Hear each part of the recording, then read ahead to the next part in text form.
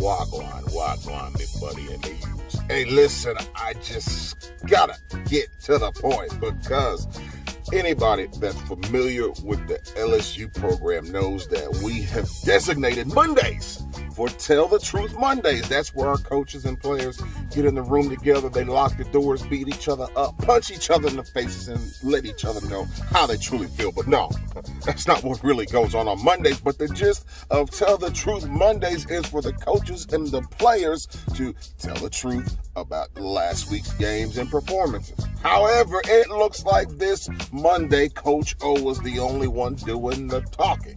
And I tell you, when he started talking, heads got to rolling. Did you see he fired the rats, the roaches, he fired the water company, the light company? Man, I'm talking about the whole coaching staff is just about gone. But hey, we the fans, we've been bearing the brunt of the weight of this pain all season. This travesty known as Bo Pelini. Most fans who've been around for a long period of time were not excited about hiring this man that had nothing but 9 lives. How did you hire him back again? He's got a defense that nobody's seen in 18 years? I think last year he was coaching at Youngstown State or something, but I don't think he had a defense. From what I'm understanding, it looks like it was the lowest rated defense in all of FBS. But I mean, what am I to say? Maybe all of a sudden he was going to come back to LSU and find his moxie. Maybe it was in the gumbo. But for those of us who actually know something about football, we knew it was a travesty waiting to happen. Same thing with Scott Linehan. When have the Detroit Lions ever been relevant? They had Megatron, but I mean, they were never a threat. And whatever piece of an offense he was lying about bringing wrinkles with to LSU, yeah, it looked wrinkled all right because it looked old. But listen, I got to give Coach O credit.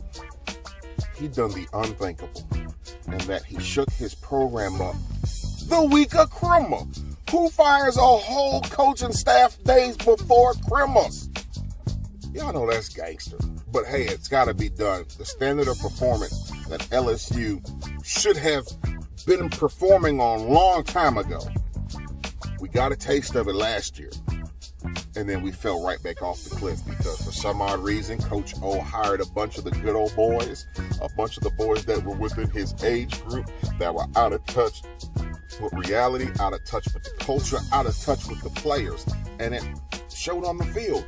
Listen, for the life of me, I'm looking at this kid, Keishawn Butte. The day Terrace Marshall, I'm sorry, not Terrace Marshall, but Jamar Chase opted out at the beginning of the season, we heard that the boy was already going to be a problem.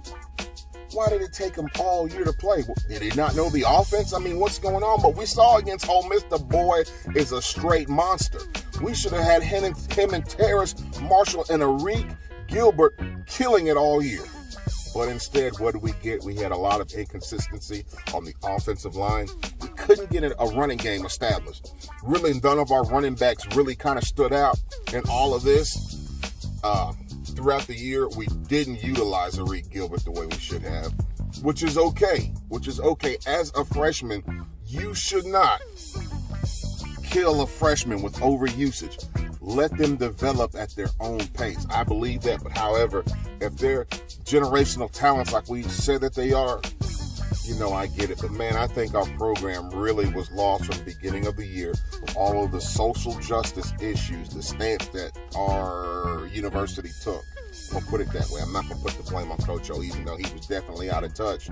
Somebody above him probably should have talked to him and said, hey, O, there's a new way of doing things. But hey, listen, I got to give it to O. He fired the rats and the roaches yesterday on Tell the Truth Monday. So as far as I can tell, Coach O was the only one doing the talking in the room.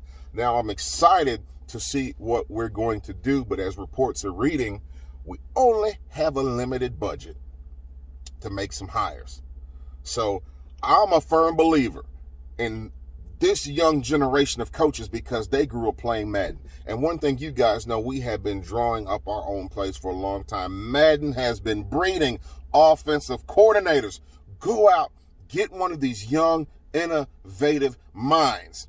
and bring some new plays to the game, bring some new wrinkles. This year, it looked like we copied and pasted, our playbook from the year before, and it showed on the field. Like, defenses had literally started catching up with what we were doing now. I will say the game against Ole Miss, I did see some new wrinkles, and I kind of like what I saw. I'm also thinking that, hey, Lee Ensminger with the program, yes, I don't think he really ever wanted that offensive coordinator job, and then when he got in there, he was actually okay with it. Up till last year, he got good with Joe Brady's help. But then this year, we still had a very formidable offense, but it wasn't what we were used to, and it wasn't evolving. But he's doing a good job with those quarterbacks. You got to give him credit. Finley, and Johnson really weren't half bad this year. But listen, guys, I just wanted to jump on here and give my thoughts about Tell the Truth Monday because, man, that was gangsta. That was gangsta. You fired everybody. But hey, listen, let's make this place attractive to be back on that level that we need to be next year, because after that embarrassment we suffered at the hands of Satan and his crew in Tuscaloosa, we can't stomach that again. But hey, family, go Tigers.